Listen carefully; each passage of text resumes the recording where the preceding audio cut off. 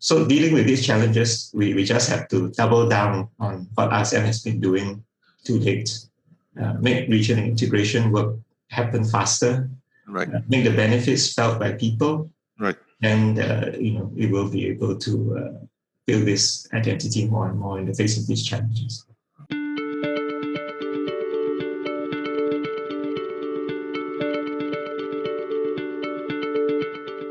Hello everyone, welcome to the ASEAN Podcast on the ASEAN Prize series. I'm Lee Yong Yung, the Director for Community Affairs Directorate in the ASEAN Secretariat. Together, we will dive into a fruitful discussion and discover the journey of the ASEAN Prize recipient, their life stories and perspective. In this episode, we are going to have a conversation and thoughtful discussion with Mr. Choi Shing Kwok, Head of the ASEAN Studies Centres and Director of ISEAS-Yusof Ishak Institute of Singapore, the ASEAN Prize recipient for 2020. Last year, the Centre became the first institution to receive the prestigious ASEAN Prize Award for their long-standing contribution in regional integration and community building efforts. And so, let's welcome Mr. Choi. Good morning, Mr. Choi. Thank you so much for taking on this interview request. We wanted to ask you a few casual questions as the latest ASEAN Prize recipient. And actually, for the matter of fact, you are the first. The ASEAN Studies Centre is actually the first establishment organization in the region to be awarded this premier award. And we are very glad to have you as the head of the ASC, as well as director of the bigger ISEAS-Yusof Ishak Institute. Just essentially wanted to ask you what was, we all know how much ASC and ISEAS has been doing in terms of leading the research center work, promoting the awareness, especially among the track 2 policy research, policy studies in the region. Could you tell me more about the organization work nature and the ASC ISEAS activities in promoting ASEAN, especially after you have taken over this post? Well, first, let me thank you for the privilege of being able to receive the prize and also to give this little interview for having received the prize. ASEAN Studies Centre, I think most people are aware, was established not that long ago. We are only 2008 when Prime Minister Lee Hsien Loong launched the centre during the 41st AMM in Singapore.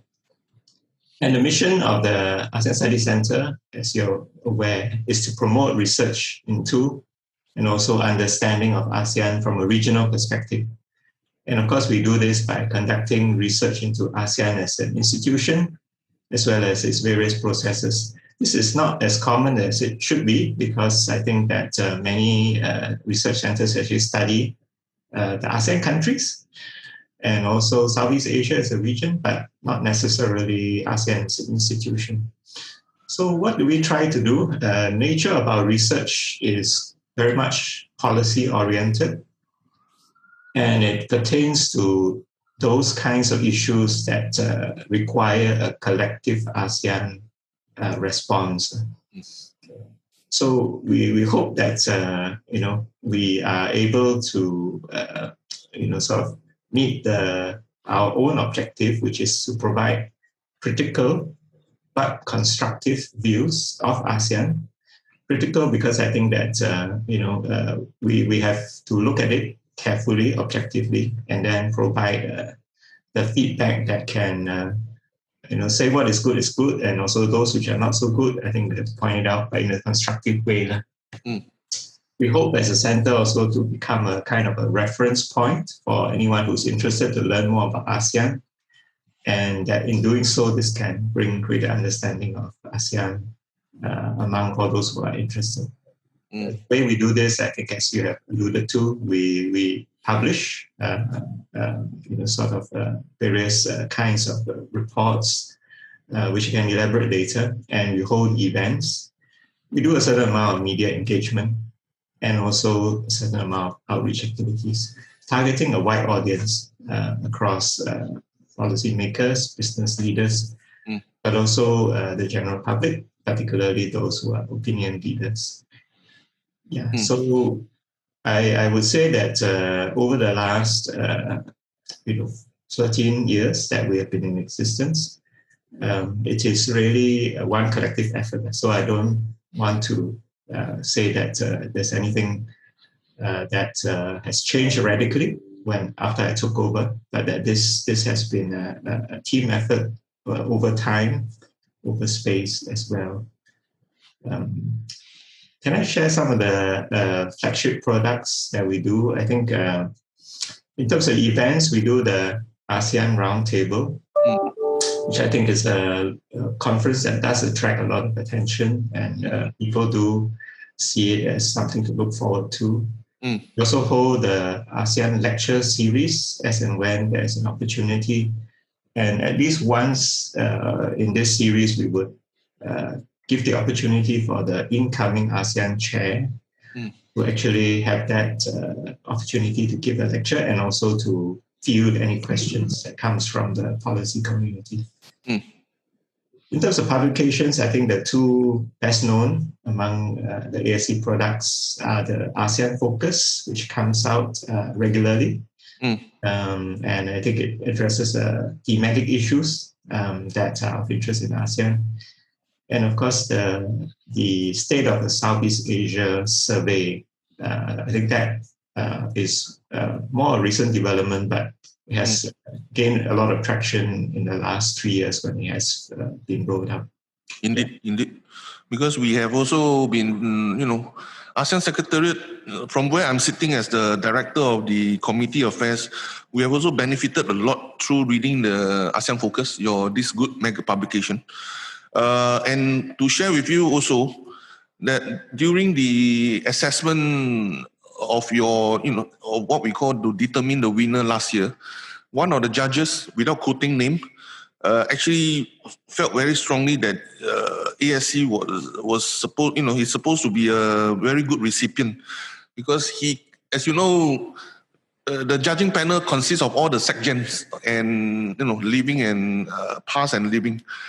So this particular secgen was saying that during his time as the Secretary General of ASEAN, he has benefited so much from all the research work and also the public education undertaken by ISEAS those days.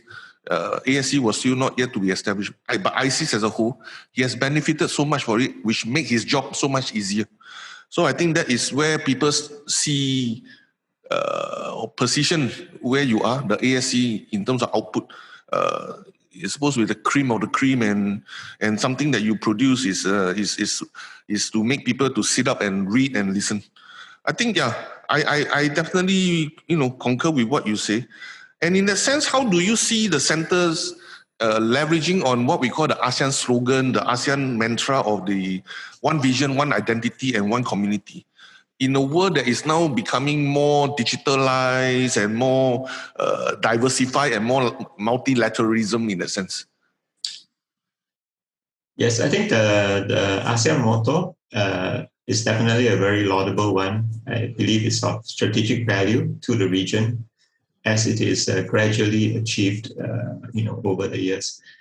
In a way, the motto kind of prescribes a never-ending journey. We've already come a very long way after ASEAN's formation more than 50 years ago. But in a sense, we will never fully arrive because conditions and expectations keep changing.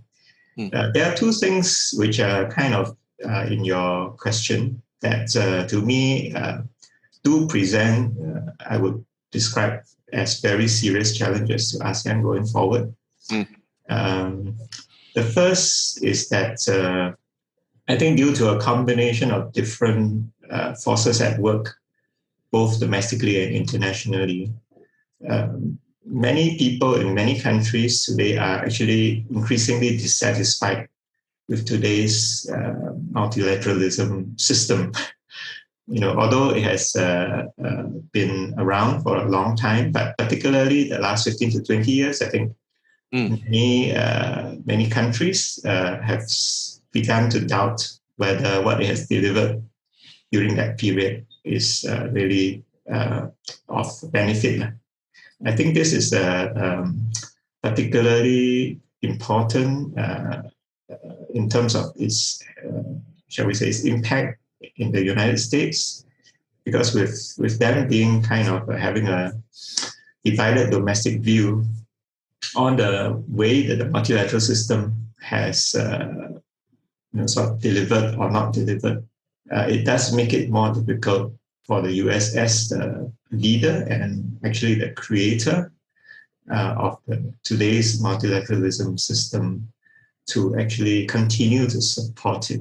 So we've seen, sort of in the previous administration that there has been some backtracking, and also the adherence and support to the current multilateralism scene is not that high.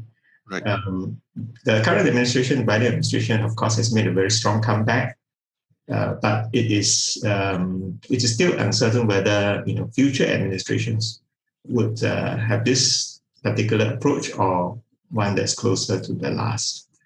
So this does worry, I think everyone, because if the multilateral kind of, shall we say, the desire for a multilateral approach is weakened, then it will make it more difficult for ASEAN to be able to forge its own identity, and also to be able to forge a system that is beneficial to all.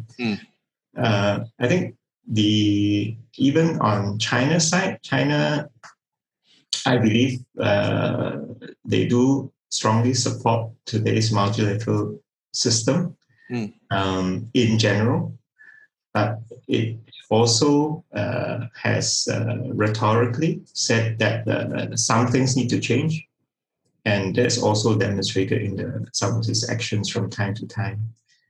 So the support for multilateralism in the world today is actually weaker than it was before. Certainly, maybe compared to the last, sort of 40 years after the Second World War.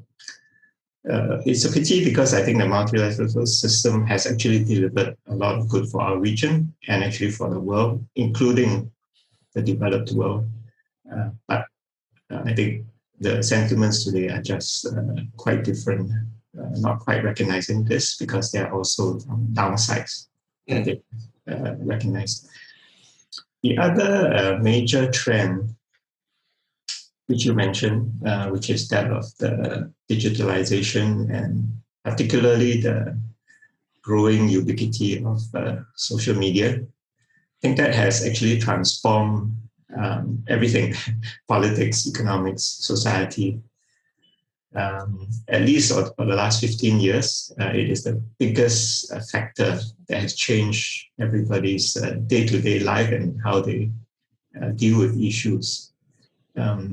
So in my mind, while it's not easy to pin down, this digitalization and social media growth has contributed to the rise of identity politics all over the world, including, of course, within the region. So people are actually identifying with narrower and narrower groups rather than wider and wider groups. And of course, when we talk about the ASEAN identity, we're talking about a region-wide identity, right?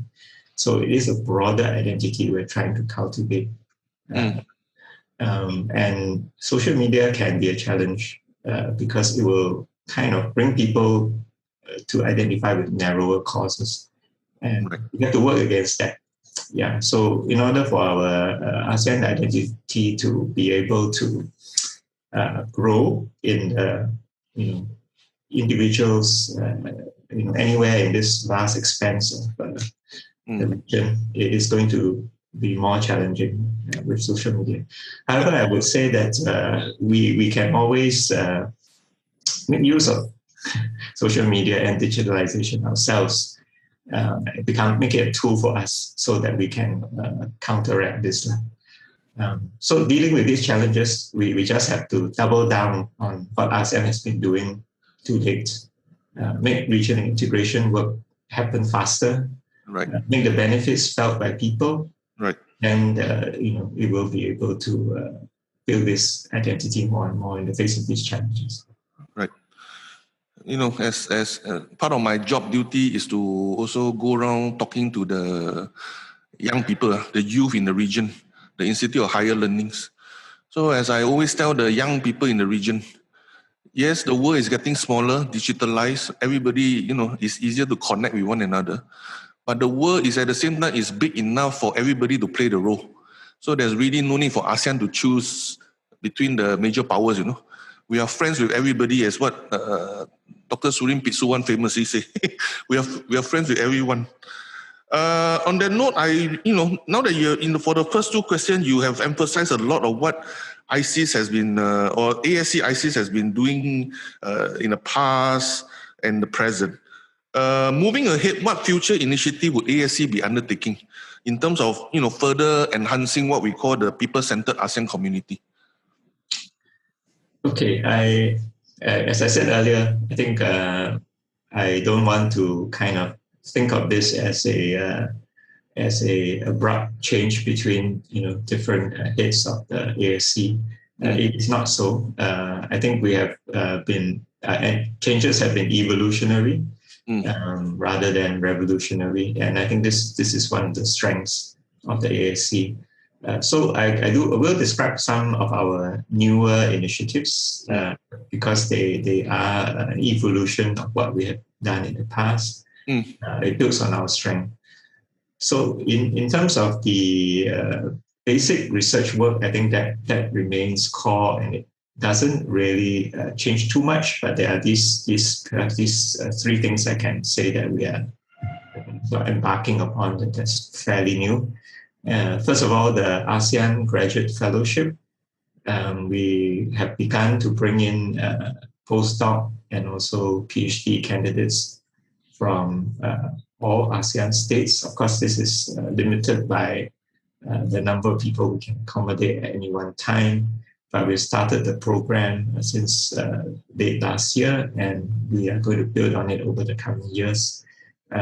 This will develop future generations of scholars who are interested in ASEAN studies, and hopefully through the ASEAN Graduate Fellowship, which is sort of could be 3 months, could be 6 months that they spend with ASC, they can become experts on ASEAN, and this can sort of help to build a good future for ASEAN studies in the region.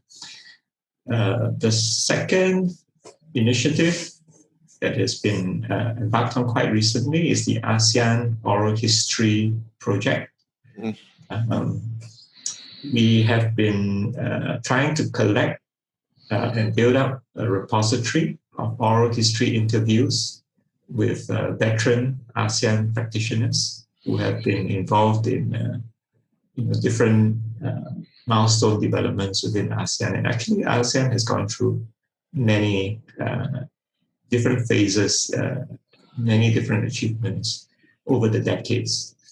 By putting together these oral history interviews, we can make it a resource that future scholars will be able to refer to, because as these people leave the scene, it will no longer be possible to talk to them, but at least through the oral history that's captured, they can still speak to us about what they know, from their own experience. So we are again trying to build this up slowly. We have the means within ISEAS because of our own archives and also our own private collections within the library to be able to house this oral history project, and also to make it available. We have the infrastructure to make it available to scholars of the future. Thirdly, I think the annual State of Southeast Asia survey is still a fairly recent initiative. We've done the third. It's definitely been well received. we need to build further upon it. For example, this year, we have done it in 3 languages. And I think that our intention is to try to continue to expand the number of languages that we can offer the survey in, so that more participants can take part in it and give their views. And with that, we can have a more more accurate sounding of views on regional affairs from Southeast Asian thinkers. Yeah. So this is just one aspect of how we want to build upon the survey. I think we also want to pool the data all together as we have a time series on the data. A few more research can be done on the data from this survey, but we're not quite at the stage where we can do so. When we have enough data, maybe a few more surveys, we can then also make it accessible to researchers who want to do their own detailed studies into this data. It's rich data. I think we are only scratching the surface when we issue our report, and there's a lot more that can be derived from it. Yeah. Right. But on the whole, ever since the news, has been made public that ASE has been awarded with this being the recipient of the ASEAN Prize, has anything changed? What you're saying is more the research, the ongoing evolution, yes, of course, and because that is very much your bread and butter. But in terms of your, social media presence or your publicity, or even, are you accepting more interview requests this day because news has come out that ASE is now the latest ASEAN Prize winner?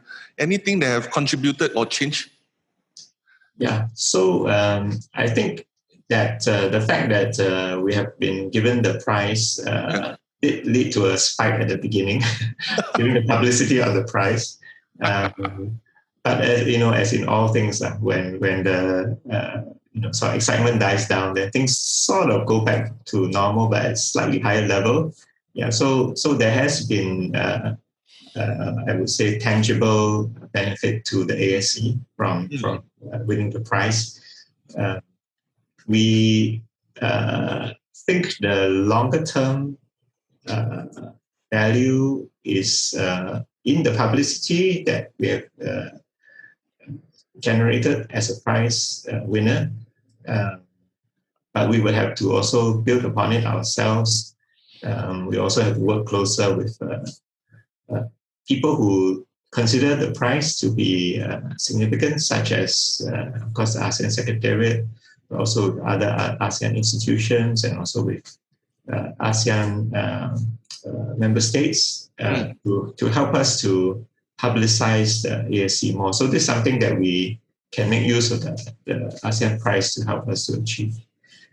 But perhaps the most tangible, immediate benefit of the ASEAN Prize is that it has inspired our current ASE team.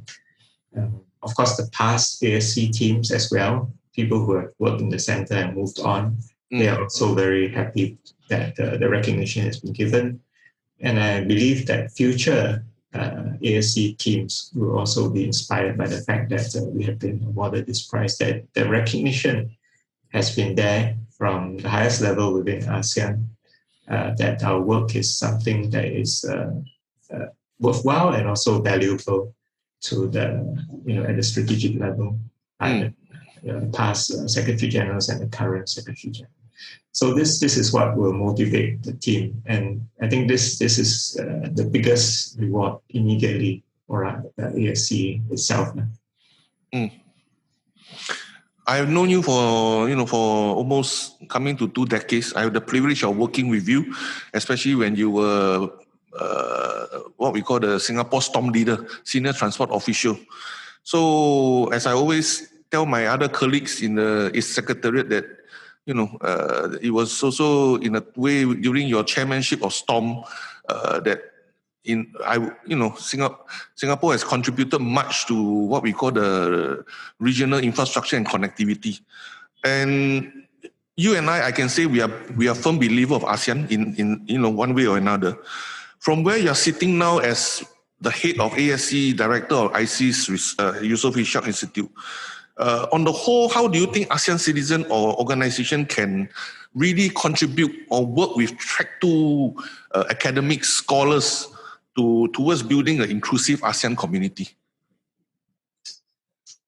Yeah, so I think that what has been happening in the past obviously does kind of focus on development of ASEAN among more of the policy elites and also the business elites. As ASEAN goes forward to build a more inclusive ASEAN community, this engagement needs to go wider. And both organizations and citizens can play, I think, an important role in this. So one of the obvious issues is that we need to do more public engagement. We need to have more public involvement in the ASEAN community building process. Ordinary ASEAN citizens, I think, do need to be aware of ASEAN as a regional organization and feel connected to the association.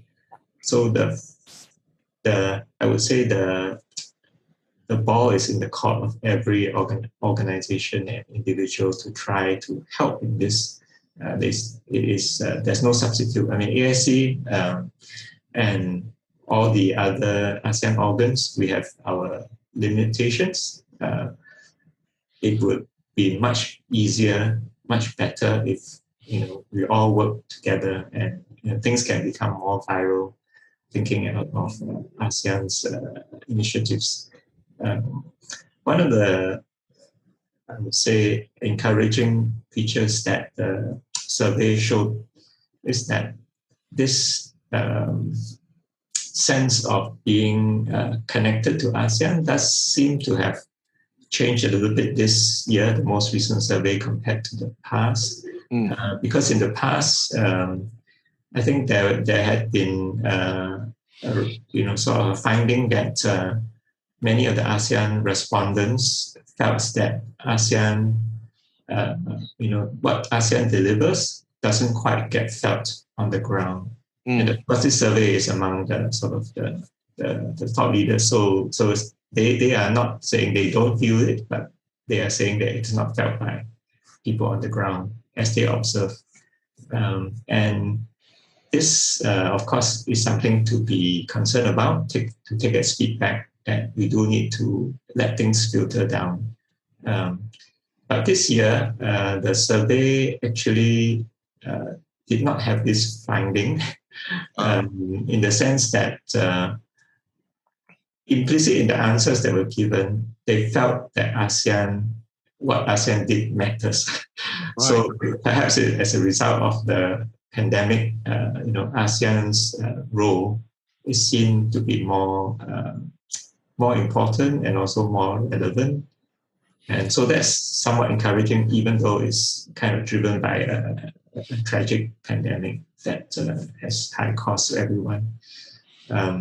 And we just need to continue to build upon this. I think the opportunity is there for ASEAN to continue to build on its relevance to help every ASEAN member state and also beyond that into every ASEAN community, that it can help deliver recovery, can help deliver health to the people within ASEAN, even those that are in the more remote parts of ASEAN. So that's one, I would say, thing that we should try to build upon. And I think that individuals and organizations can actually join in this awareness building. The pandemic has also taught us, I think, one important lesson in terms of outreach, and that is that we can achieve a wider outreach when we go online. This kind of loops back to my earlier point about the double-edged digitalization sort of impact. The opportunity part of that is that we can reach wider if we know how to use the online channels effectively. So for us personally, as ASC and as ISEAS, we have pivoted our events, to webinars, and we have been able to attract a wider audience because of that, just simply because the fact that people don't need to be in the same physical place to benefit. Right. And this happened in a very short time. So what we are going to do within ASC is that even when physical events of original sort that we used to organize become possible, we will try to make them hybrid. We will try to live stream them so that they can be available to remote participants. And I believe that the remote participants include those from the remoter parts of ASEAN who would not be able to travel to Singapore for such events. Through the live streaming, they will have a chance of benefiting from it. And this will continue to become even more pervasive when the infrastructure continues to spread in terms of the internet. Yeah. So this is one way we can continue to sort of increase the outreach to achieve this inclusive society. On top of that, I think that other organizations can do so. I also kind of would like to make a pitch that, ASEAN media organizations could do more to publicize, ASEAN building events, because they have the means, they have the reach. That's their bread and butter. I think with them joining in, I think they can do a lot. Yeah, because their reach is much wider, and if they can also make their resources and their sort of wide reach available to those that are trying to build ASEAN community, it will certainly help a lot. Yeah. Thank you. I think that is a very positive note for us to actually end this recording. Director Choi, once again, I want to thank you for your time and and all these answers and sharing of your experience, enjoying this discussion. I really appreciate it. It's very insightful personally to me as well. And I hope all my listeners who over this podcast are also feeling inspired. So once again, Director Choi, thank you for joining us. I really wish you the best of health, and I can't wait to see you face to face again. Thank you very much for having me, and I'm really glad that we've been recognized in this way by receiving this year's ASEAN Prize. Thank you. Thank you. Thank you.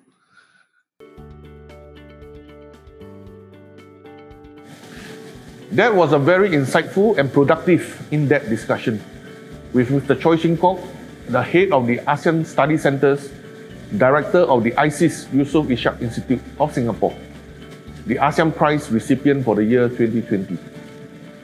I hope all of you are feeling inspired, and thank you so much for joining us today. Do not forget to continue to subscribe to the ASEAN Podcast series and to stay tuned for our latest update on the ASEAN Prize. Thank you.